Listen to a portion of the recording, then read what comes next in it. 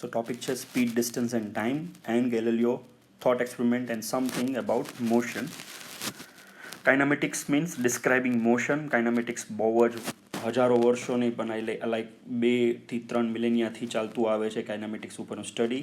એના ક્વેશ્ચન છે કે like object is treated as a particle, a point like concentration of matter that has no size, no shape and no interval structure. Questions જે ask કરી શકતા હોય તમે કે જેવી રીતે કે પાર્ટિકલ ક્યાં છે, એની કેટલી સ્પીડ છે, કેટલી સ્પીડમાં એ સ્લો ડાઉન થાય છે કે સ્પીડિંગ અપ થાય છે, that is called a modelling.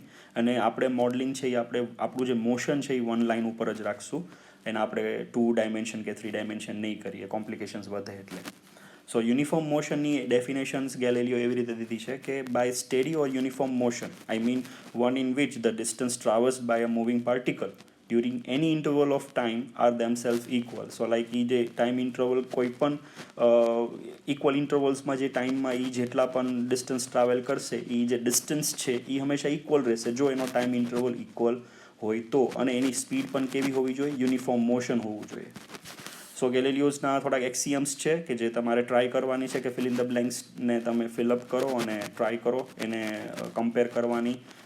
Web ઉપરથી તમે સોર્સ કોઈ પણ ફાઇન્ડ આઉટ કરીને આ તમે જોઈ શકો છો. એના એક્સિયમ્સ 4 અને એક્સિયમ્સમાં એની ફિલ ઇન ધ બ્લેન્ક્સ આપી છે. તો પહેલાં તમે તમારું બ્રેનસ્ટોર્મિંગ કરીને ટ્રાય કરો આની અંદર ફિલઅપ કરવાની, એન્ડ દેન કમ્પેર કરો કે તમારા આન્સર્સ કેટલા સાચા છે અને કેટલા નહીં. એના એક થિયરમ છે કે if a moving particle carried at a constant speed travels to distance, the time interval required are to each other in the ratio of these distances. Second, if a moving particle traverses two distance in equal time interval of time, these distance will bear to each other the same ratios as the speed. And conversely, if the distance are as the speeds, then the times. Third છે કે in the case of unequal speed, like time interval required to traverse a given space are to each other inversely as the speed. સો આ 3 થિયરમ્સ ગેલેલિયોએ describe કરેલા હતા અને હજી પણ આ થિયરમ્સ જ છે. સો વી સે દેટ કે speed is equal to distance travel upon time taken થાય, એને આપણે V is equal to S upon T કહીએ. લાઈક અધર એજન્શિયલ્સ ક્યાં છે કે લાઈક કોર્ડિનેટ સિસ્ટમ જરૂરી છે કે કોર્ડિનેટ સિસ્ટમ એ ડિસાઇડ કરે છે તમારી ઓરિજિન પોઝિશન કઈ છે, તમે કઈ બાજુ મૂવમેન્ટ કરો છો, ડાયરેક્શન તમને દેશે લેફ્ટ એન્ડ રાઇટ, લેફ્ટ બાજુ નેગેટિવ ને રાઇટ બાજુ પોઝિટિવ છે. સ્કેલર છે કે વેક્ટર, તો ડિસ્ટન્સ છે એ એકચ્યુઅલી સ્કેલર, ડિસ્પ્લેસમેન્ટ છે એ વેક્ટર છે, જેમ સ્પીડ છે એ સ્કેલર છે અને વેલોસિટી છે એ વેક્ટર છે.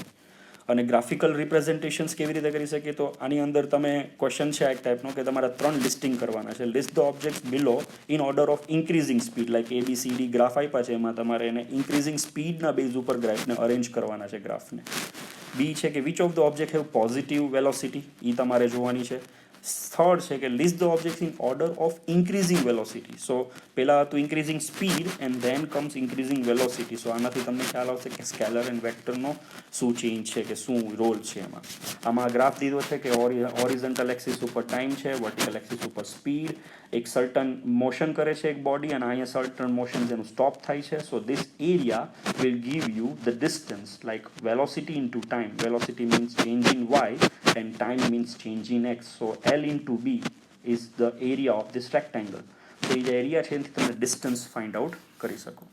સો like area under this graph, આ પણ એક ટાઈપનો ક્વેશ્ચન છે કે car is driven along a straight road. A graph shows how the velocity of the car changes from the moment the driver sees a very slow moving queue of traffic ahead.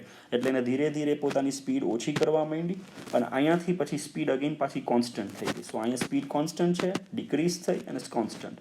So use the graph to calculate the distance of car travel while it is slowing down. Like આ interval જે છે જ્યારે એ slope start થયો છે એનો, અને આ ઇન્ટરવલે જ્યારે સ્લોપ એનો પાછો 0 થઈ ગયો છે, અહીંયા સ્લોપ 0 હતો, અહીંયા સ્લોપ 0 છે. So slope 0 means no any change in speed. And slope જ્યારે એનો કન્ટિન્યુઅસમાં રહીએ છે સો એનો સ્પીડ ડિક્રીઝ થાય છે. સો તમારે આ જે એરિયા છે 2 થી લઈ ટાઈમ અને 12 સુધીનો એરિયા એ ફાઇન્ડ કરશો તો તમને ડિસ્ટન્સ મળી જશે. ગ્રાફિકલ રિપ્રેઝન્ટેશન ફાઇન્ડ આઉટ કરવું હોય તો આવી રીતે લિનિયરલી દેખાડવાનું. આ લિનિયર લાઇન એ સજેસ્ટ કરે છે કે this is called acceleration. Speed continuously increase થાય છે ટાઈમના રિસ્પેક્ટમાં. જેમ કે આપણે ફ્રી ફોલિંગ થતું હોય તો પણ આવો જ ગ્રાફ બને. ઉપરની બાજુ જાય છે એટલે કે સ્પીડિંગ અપ કરે છે. A is equal two V minus U upon T. Equation of graph છે એ આવી રીતે આપણે કરી શકીએ, જેમ કે આ ટાઈમ છે and this is called initial velocity, like અહીંયાથી એને સ્ટાર્ટ કર્યું છે મોશન, એ સર્ટન વેલોસિટીથી આપણે રેકોર્ડિંગ કરવાનું ચાલુ કર્યું છે. એવું નહોતું કે એ ઝીરો વેલોસિટી ઉપર હતું, then we start our stop watch, recording કર્યું અને પછી આપણે રીડિંગ્સ લીધા, એમ નથી. આમાં એવું હતું કે અચાનક જ આંખ આપણી ઉઘડી અને જોયું તો ટ્રેન ઓલરેડી ચાલે છે, સો આપણે રીડિંગ લેવાનું ચાલુ કરી દીધું. સો લાઈક આપણે સર્ટન એમાઉન્ટ ઓફ ઇનિશિયલ સ્પીડથી ચાલુ કરશું, વેલોસિટીથી આપણું કેલ્ક્યુલેશન સ્ટાર્ટ કરશું, અને પછી ટાઈમ જેમ જેમ જશે એમ એની સ્પીડ ઇન્ક્રીઝ થશે, અને અહીંયા એની સ્પીડ સ્ટોપ થઈ ગઈ, લાઈક અહીંયા આપણે રેકોર્ડિંગ સ્ટોપ કરી દીધું. તો આપણો ગ્રાફ છે આજે, એમાં એરિયા ફાઇન્ડ કરો તમે આ બે રેક્ટેંગલ અને ટ્રાયંગલનો, તો તમને distance travel by the object in this time interval તમને મળી જાય, જેમાં આ વર્ટિકલ લાઈન આટલી જે યુ છે અને એના ઉપર અહીંયા વી માઇનસ યુ છે. સો હોલ અહીંયા આપણે એમ કહી શકીએ, અહીંયા એક પોઈન્ટ આવશે એ વી છે, અને એક અહીંયા પોઈન્ટ છે એ આપણો યુ છે. સો વી માઇનસ યુ જે પોર્શન છે એ આ છે, and this portion is called time. So આ ટુ ડેફિનેશન્સ હતી. V is equal to S upon t અને acceleration is equal to change in velocity upon time, અને આ બેમાંથી આ 4 રિલેશન્સ મળેલા છે. સો આ 4 રિલેશન્સ આપણા એક ટાઈપની ફોર્મ્યુલા છે કે જે આપણે કામ આવશે. કેવી રીતે સોલ્વ કરવાનું, બહુ મોસ્ટ એમ્પી વસ્તુ છે. લાઈક આને આપણે જો ફોલો કરીએ સ્ટેપ્સને તો કોઈ પણ ન્યુમેરિકલ મોશનનો આપણે ઇઝી લાગવા માંડે. So first of all write down what you know using conventional symbols. Like તમારી પોતાની સિમ્બોલ્સ હોય તો એ બનાવીને એક પર્ટિક્યુલર તમારું એક બાજુમાં ગીવન લખી લ્યો, જેટલું ખબર છે એટલું નીચે લખી લ્યો. Then decide what equation to use and write it down. બધી ઇક્વેશન તમને મેમરાઇઝ હોવી જોઈએ, એન્ડ દેન પછી ડિસાઇડ કરો કે આમાંથી કેટલા વેરિયેબલ્સ મને આપેલા છે અને કેટલા વેરિયેબલ્સ મારે ફાઇન્ડ કરવાના છે, એન્ડ દેન યુ ડિસાઇડ કે which formula you have to select for your sum. પછી rearrange the equations to make the unknown as a subject. કોઈ પણ અનનોન લેફ્ટ હેન્ડ સાઇડે હોઈ શકે ને રાઇટ હેન્ડ સાઇડે હોઈ શકે, તમારે એને સબ્જેક્ટ બનાવીને રેસ્ટ ઓફ ધ જે બધા વેરિયેબલ્સ આપેલા છે એની વેલ્યુ પ્લગિંગ કરવાની છે, એટલે કે substitute the value and find the unknown quantity and write the answer. આ બધાય ભૂલી જાય છે. Correct number of significant value જે આપ્યું છે સિગ્નિફિકન્ટ સ્ટાન્ડર્ડ ફોર્મમાં તમારે કન્વર્ટ કરીને લખી નાખવાનું છે.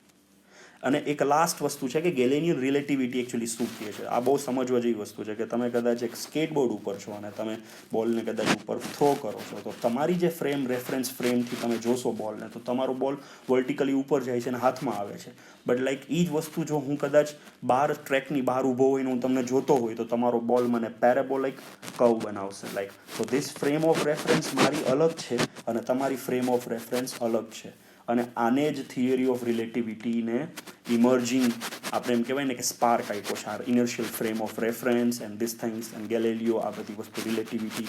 હા, ગેલેલિયોની જે રિલેટિવિટી છે એ ઇનકમ્પ્લીટ છે, એના ઉપર પછી એક હાયર વર્ઝન આવે છે કે સર આલ્બર્ટ આઇન્સ્ટાઈને જે theory of relativity, general relativity and special રિલેટિવિટીની થિયરી એ આપી છે.